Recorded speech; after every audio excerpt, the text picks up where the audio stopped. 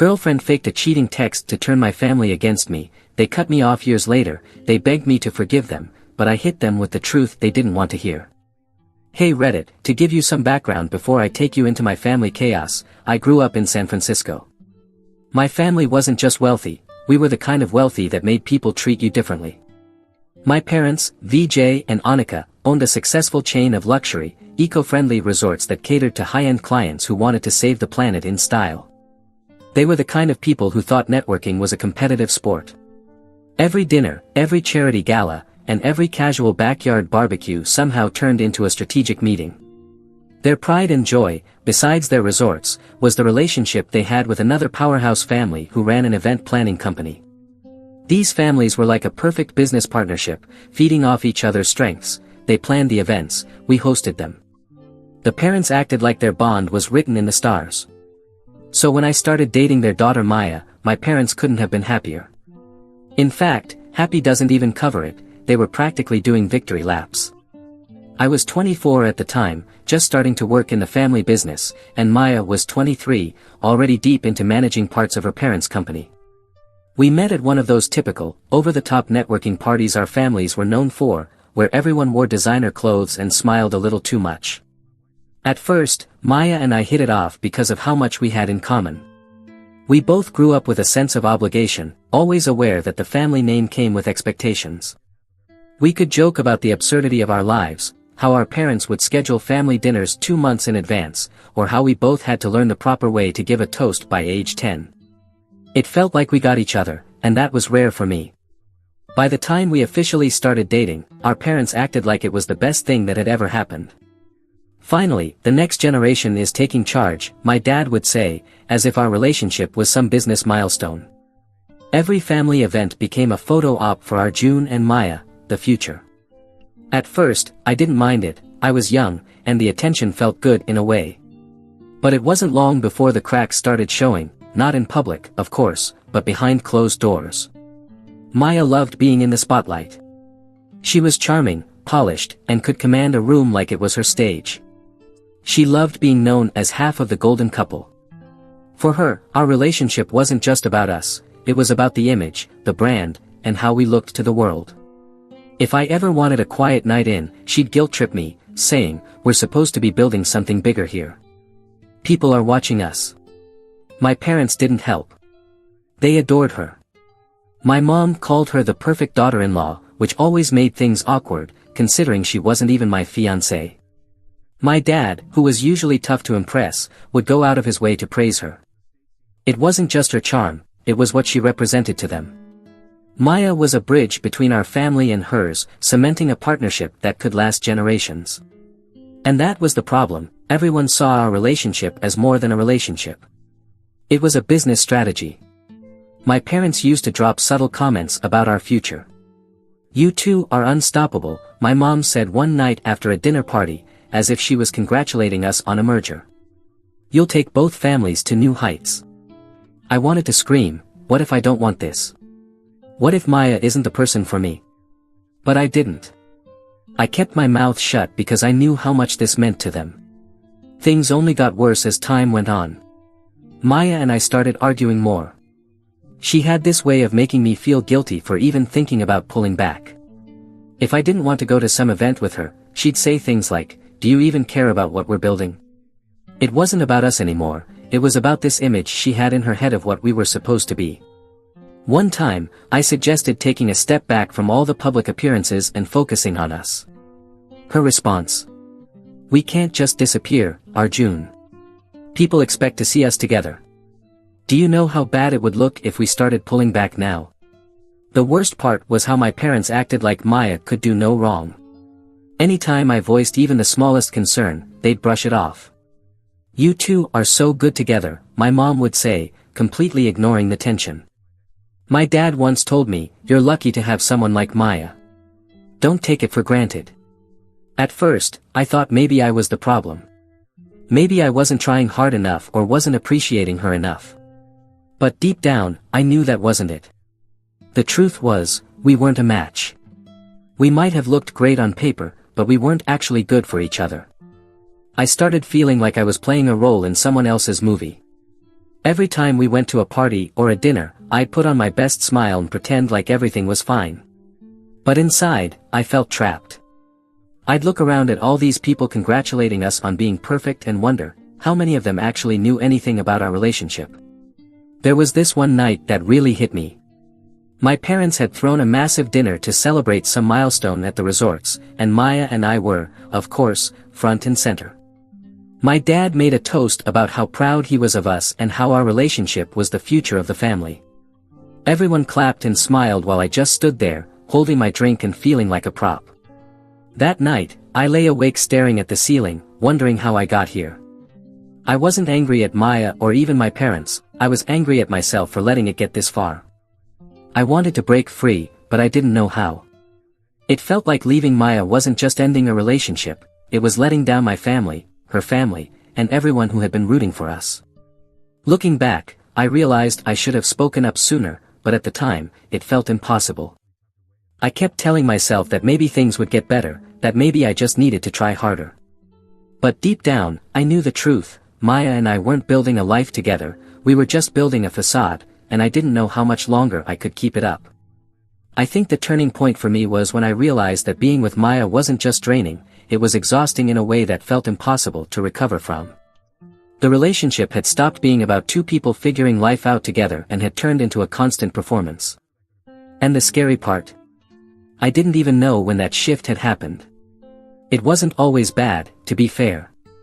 Maya and I had moments where things felt normal, even fun, like when we'd sneak away from family events to grab burgers at this hole-in-the-wall diner downtown. It was one of the few times we could just talk without any eyes on us, and for a while, it made me think maybe we still had something worth holding on to. But those moments were rare. Most of the time, I felt like I was walking on a tightrope, trying to balance what Maya wanted with what my parents expected. Maya wasn't an evil person or anything, but she had this knack for turning every situation into something that benefited her. If I brought up feeling overwhelmed, she'd spin it around, saying, "We're in this together, remember? If you're struggling, we'll figure it out, as long as we stay strong for each other." At first, that sounded supportive, but over time, I realized it was her way of keeping me in line. Staying strong for each other really meant don't rock the boat because it'll make me look bad. I started noticing how calculated everything was with her, every social media post, every dinner party, every event we attended together. It was all about appearances. She'd spend hours getting ready, not because she wanted to impress me, but because she wanted to impress the crowd. And if I wasn't matching her energy, it became a problem. One time, we were at a charity gala, and I wasn't feeling great, just tired from a long week at work. I thought I could get through the night quietly, but Maya wasn't having it. "Arjun, people are noticing you're not engaging," she whispered sharply while we stood near the buffet table. I was stunned. I wasn't being rude, I just wasn't bouncing around the room like I was running for mayor. She ended up steering the conversation for the rest of the night, telling everyone how excited I was about our future plans I didn't even know we had, by the way. I felt like I was watching my own life happen from the outside, with Maya narrating the script. Things got worse when my parents started weighing in. My mom would make little comments like, "Maya mentioned you seem stressed lately. You should talk to her, she's so understanding." Or my dad would casually bring up how important it was to keep your partner happy, as if I wasn't already bending over backward to meet everyone's expectations. It felt like Maya and my parents were on the same team, and I was just along for the ride. My sister Priya wasn't much help either, she was firmly in Maya's corner, constantly saying how great we were together and how she wished she had a relationship as solid as ours. Anytime I hinted at being unhappy, she'd wave it off like I was being dramatic. The thing is, I don't think Maya was trying to be manipulative on purpose. She genuinely believed in the idea of us as a power couple. In her mind, we were two ambitious people building something amazing together. But that wasn't the reality. I wasn't building anything, I was just following her lead, nodding along to whatever narrative she created. I remember one night when we were out with her friends, another one of those double dates where everyone tries to one-up each other with stories about work or vacations. Maya was in her element, laughing and telling some story about how we were planning a trip to Europe. I hadn't even heard about this supposed trip. When her friend asked me about it, I had to scramble to come up with a vague answer. Later, when I brought it up to Maya, she brushed it off. I was just thinking out loud, she said. But wouldn't it be great if we did that? Everyone loved the idea, they think we're so adventurous. It wasn't about actually taking a trip, it was about the image of us as this jet-setting couple. As the months went on, I started feeling more disconnected. Maya didn't notice, or maybe she did, but she didn't care, as long as the performance continued. I felt like I couldn't breathe. Every day was about putting on a show, whether it was for our families, her friends, or the business community. I started avoiding her when I could, not in an obvious way, but in little ways. Working late, canceling plans last minute, pretending to be too tired for long conversations. At first, I thought maybe I just needed some space to figure things out. But the more space I got, the more I realized how much better I felt without her constant presence. Even when we were together, it felt like we weren't really connecting. She'd talk about some new business opportunity or a fancy event she wanted us to attend, and I'd nod along, barely paying attention.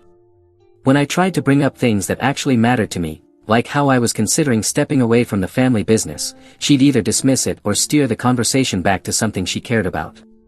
One night, I told her I was thinking about taking some time to travel on my own, just to clear my head. She looked at me like I had just told her I wanted to move to Mars. "Why would you do that?" she asked, genuinely confused. "We're building a future together. You can't just take off and leave everything behind." That's when it hit me, Maya didn't see me as a person with my own dreams and struggles. To her, I was just a piece of the puzzle, someone who fit into the life she wanted to create. And the scariest part? I'd let her do it. I don't know exactly when the resentment started, but once it was there, I couldn't ignore it. Every time she talked about our future, I felt like screaming. It wasn't our future, it was hers, and I was just a supporting actor. At that point, if I had thought things with Maya were strained before, nothing could have prepared me for what came next. I wasn't happy in the relationship, but I kept telling myself it wasn't the right time to break things off. Between family pressure, business connections, and Maya's knack for making me feel guilty about everything, it was easier to put my feelings on the back burner. That changed when Maya dropped a bomb I never saw coming. It started on a random Tuesday evening. I had just gotten home from work, tired and annoyed after a long day of meetings. I was planning to order takeout and zone out in front of the TV when I got a text from Priya, my sister. "Call me now." Priya and I didn't talk much outside of family gatherings, so her urgency threw me off. I called her, half expecting her to need a favor or to complain about something trivial. Instead, the moment she picked up, she launched into an angry tirade. "How could you do this to Maya?" she snapped, her voice full of anger. Confused, I asked, "What are you talking about?" "You know exactly what I'm talking about," she shot back. "Maya showed me the messages. I can't believe you'd betray her like that." Messages? Betray her? None of it was making sense.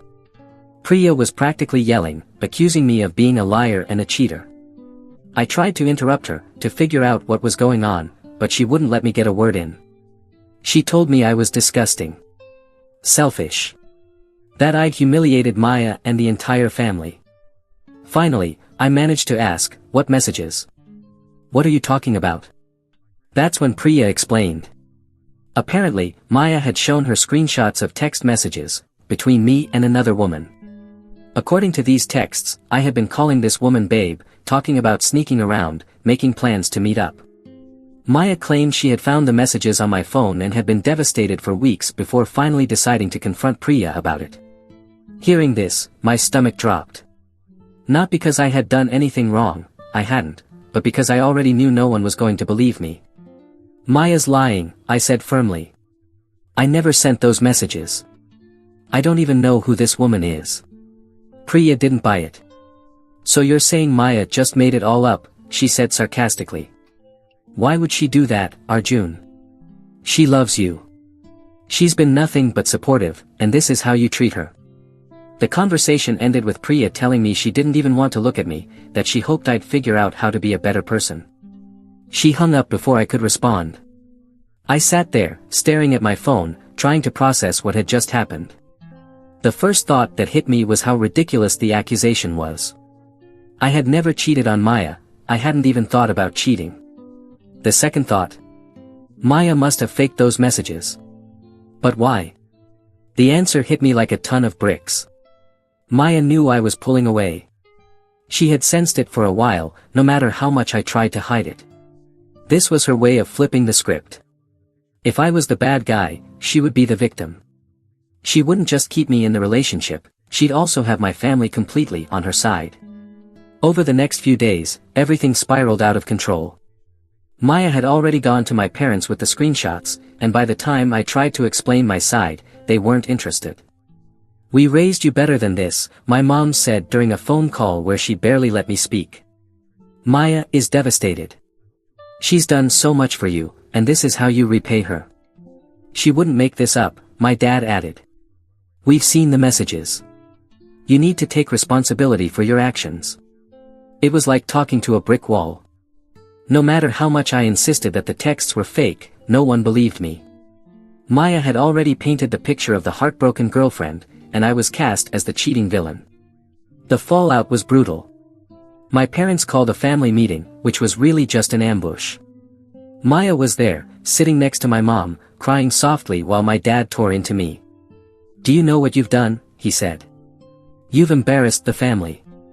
Do you have any idea how hard it's going to be to fix this?" Every time I tried to defend myself, Maya would wipe away a tear and say something like, "I just don't understand why you do this to me." It was like she had rehearsed the whole thing. My parents ate it up, comforting Maya while glaring at me like I was the scum of the earth. What hurt the most wasn't even Maya's betrayal, it was my family's reaction. They didn't even give me the benefit of the doubt. They didn't ask questions or try to understand. They just accepted Maya's story and decided I wasn't worth defending. Within a week, I was effectively disowned. My dad told me they couldn't have someone like me tarnishing the family name and jeopardizing their relationship with Maya's family. "It's better for everyone if you stay away," he said. "You need to figure out your priorities." I didn't know what hurt more, the fact that my parents believed Maya's lies, or the fact that they were willing to cut me off so easily. Things got even worse when word spread to our extended family. Suddenly, I was getting judgmental messages from cousins, aunts, and even family friends. People I barely knew were chiming in, calling me a cheater and a disgrace. One of my aunts even posted something passive-aggressive on Facebook about how loyalty and honesty are the foundation of a family. She didn't mention me by name, but everyone knew what she was talking about. The only people who stuck by me were a couple of close friends who reminded me that the truth would come out eventually. At the time, though, it didn't feel like it would. The worst part was knowing that Maya was walking around, playing the victim, while I was left to pick up the pieces. She hadn't just ruined our relationship, she had completely destroyed my standing with my family. And the thing is, getting disowned by your family isn't something you prepare for. It's not like there's a manual titled How to Rebuild Your Life when everyone thinks you're trash. For the first few weeks, I was in a fog. It felt like I'd been hit by a train, and now I was just wandering the wreckage, trying to figure out which way was up. After the fallout with Maya and my family, I packed up my stuff and left San Francisco. I didn't really have a plan, just a vague idea that I needed to be somewhere, anywhere else. I ended up in Austin, Texas, mostly because I'd visited once for a conference and remembered liking the vibe. It wasn't a flashy move, but at least it was far enough away from the constant reminder of what I'd lost. The first few months were rough. I stayed in a cheap apartment on the outskirts of the city, one of those places where the walls are thin, and you can hear your neighbors yelling at each other over reality TV. It wasn't glamorous, but it was mine, and for the first time in a long time, I felt like I had some control over my life. My first priority was getting a job. Back in San Francisco, I had been working in the family business, managing operations for one of our resorts. It wasn't exactly a skill set that screamed start over in a new city, but I had to make it work. I scoured job boards, sent out countless applications, and went to interviews that felt like they were designed to crush my soul. Eventually, I landed a job in software sales. It wasn't glamorous or exciting, but it paid the bills. The first day on the job, I walked into a beige office filled with cubicles and fluorescent lights and thought, well, this is my life now. At first, I felt like a fish out of water. The work was repetitive, and I didn't know anyone in the office. My co-workers were polite but distant, and I spent most of my lunch breaks alone, scrolling through my phone and trying not to think about how drastically my life had changed. But slowly, things started to shift. One of my coworkers, Jake, noticed that I always brought the same sad turkey sandwich for lunch and invited me to join him and a few others at a taco truck down the street. It became a weekly tradition, and over time, I found myself loosening up around them. The job itself wasn't my passion, but it gave me something I desperately needed: structure. I threw myself into it, determined to prove to myself that I could make it on my own. I worked long hours, learned everything I could about the industry, and started to build a reputation as someone who could close deals. Outside of work, I was trying to figure out who I was without the weight of my family's expectations. Back in San Francisco, everything I did had to serve some bigger purpose, either for the family business or for our image. But in Austin, no one cared about my last name or what I used to do. I could just be Arjun, some random guy trying to make a life for himself. I started exploring the city on weekends, checking out live music, food trucks, and hiking trails. I wasn't exactly thriving, but I was surviving, and for a while, that was enough. Then, about a year into my new life, something unexpected happened. I had been working late one evening, trying to finish a big presentation, when one of my coworkers mentioned that a friend of his was looking for someone to help optimize data systems for her small business. It wasn't a field I had a ton of experience in, but I figured, why not? That small gig turned into something much bigger. I realized I had a knack for consulting, helping businesses streamline their operations and improve efficiency. The work was challenging but rewarding, and it felt good to use my skills in a way that didn't involve catering to my family's expectations. Over the next 2 years, I built a consulting side hustle that eventually became my full-time job. I focused on working with small and mid-sized companies, and before I knew it, I was making more money than I ever had working for my family. In the middle of all this, I met Hannah. She was a graphic designer I'd hired for one of my clients, and from the moment we met, there was something different about her. She wasn't flashy or overly polished like Maya, she was warm, creative, and had this dry sense of humor that caught me off guard in the best way. We started out as friends, grabbing coffee after meetings and talking about everything from work to our favorite childhood cartoons. It wasn't long before those coffee dates turned into something more. Being with Hannah felt easy in a way I didn't know was possible. She didn't care about appearances or status, she cared about me, plain and simple. By my 3rd year in Austin, I was thriving. I had a successful business, a supportive partner, and a life that felt entirely my own. One thing I learned during this time was how to let go of the bitterness. Don't get me wrong, I was still angry about what Maya did and how my family handled it. But holding on to that anger didn't serve me. The more I focused on building my new life, the less I cared about the people who had let me down. It's funny how much can change when you're forced to start over. If you had told me 4 years ago that I'd be living in Austin, running my own business, and engaged to someone like Hannah, I wouldn't have believed you. But here I was, proving to myself that I didn't need my family's approval, or their money, to be successful. Starting over wasn't easy, and there were plenty of nights when I felt like giving up. But in the end, it was worth it. Then, one afternoon, out of nowhere, my phone buzzed with a number I didn't recognize. Normally, I'd ignore calls like that, but something made me pick it up. Arjun. It was Priya. We hadn't spoken in years, not since she had accused me of being the world's worst human over those fake cheating texts. Hearing her voice felt strange, like opening a door to a room I had sealed off ages ago. "Hey," I said, keeping my tone neutral. I wasn't about to roll out the red carpet after everything that had happened. She didn't waste time with small talk. "I need to tell you something," she said, her voice shaky. "It's about Maya." That was a name I hadn't heard in a while, and honestly, I had been fine with that. But something in Priya's tone made me pause. She sounded nervous, guilty. I couldn't quite place it. "What about her?" I asked. Priya hesitated before blurting out, "She lied about everything." I didn't say anything at first. I just let the words sit there, waiting for her to explain. Apparently, one of Maya's close friends, a woman named Alina, had recently reached out to Priya with some kind of confession. Alina had found out that Maya had fabricated the entire cheating scandal. She hadn't just photoshopped the texts, she had also staged fake conversations with a burner phone to back up her story. Alina had known about it for years but had kept quiet because she didn't want to get involved. I guess her conscience finally caught up with her. When Priya finished explaining, there was a long silence on the line. I didn't know what to say.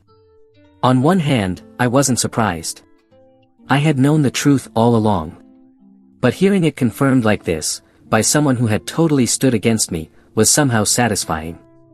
Priya's voice cracked as she said, "I'm so sorry, Arjun. I didn't know. I didn't want to believe you, but I should have. I should have given you the benefit of the doubt." I didn't respond right away. "I don't even know what to say," I finally told her. "I know I can't undo what happened," Priya said, her tone desperate. "But I needed to tell you the truth. You deserve to know." I wasn't sure if I deserved anything from her at that point. It was hard to feel grateful when the truth had come years too late. The damage had already been done. Later that evening, I told Hannah about the call. She listened quietly, her face a mix of empathy and frustration. "Do you think they'll actually do anything about it?" she asked. I shook my head. "Probably not. My family isn't exactly big on admitting they were wrong and I was right." Over the next few weeks, I didn't hear a word from my parents. Priya had clearly told them what Maya had done, she hinted as much in a follow-up text. But they didn't reach out to me. Not an apology. Not an acknowledgement. Nothing. It was like they didn't know how to handle the truth now that it was out. Instead of owning up to their mistakes, they chose to sweep it under the rug, pretending it had never happened. At first, I was furious. How could they not say anything? After everything I had been through. But as time went on, my anger turned into something else, clarity. Their silence spoke volumes. It confirmed what I had suspected all along. They cared more about appearances and their relationship with Maya's family than they did about me. The truth didn't magically fix anything. It didn't repair the years of damage or erase the betrayal I had felt. If anything, it just highlighted how deep the cracks in my family really were. But it also gave me a strange sense of closure. I decided not to wait for an apology that was never going to come. Instead, I focused on the life I had built in Austin. Their betrayal was awful, but it also forced me to grow in ways I never would have otherwise. It pushed me to leave the bubble I had been living in and figure out who I really was. Would I have chosen that path if I had a choice? Probably not. But sometimes life doesn't give you options. It just shoves you in a direction and forces you to deal with it. I haven't spoken to Maya since everything went down, and honestly, I don't care to. She's just a chapter in my story, one I'm glad to have left behind. My family stayed where I left them. Quiet and distant. No apologies. No olive branches. Just a whole lot of silence. Then, one day, I got an email from Priya. The subject line read, "Aryan's wedding invitation." Aryan is my younger brother. He and I were never super close, but we got along fine growing up. He was always the quiet, agreeable one, which made him my parents' golden child after I got disowned. Reading that subject line, I wasn't sure what to expect. I opened the email, and it was weirdly casual. Priya wrote something like, "Hey, hope you're doing well. I know it's been a while, but Aryan is getting married in a couple of months, and we'd love for you to be there. Attached is the invite. Let me know if you can make it." That was it. Just a bland invitation, like I was some distant cousin they hadn't spoken to since a random family reunion. What struck me the most was that Aryan hadn't reached out himself. It was his wedding, after all. If he really wanted me there, why couldn't he take 2 minutes to call or text? Instead, he sent Priya as his messenger, like it was a chore he couldn't be bothered with. At first, I didn't respond.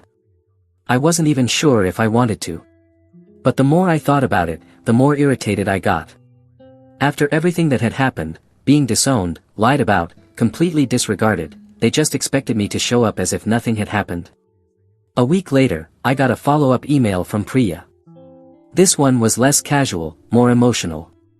She said it would mean a lot to the family if I came, that Aryan wanted me there but didn't know how to ask, and that this could be a chance to move forward.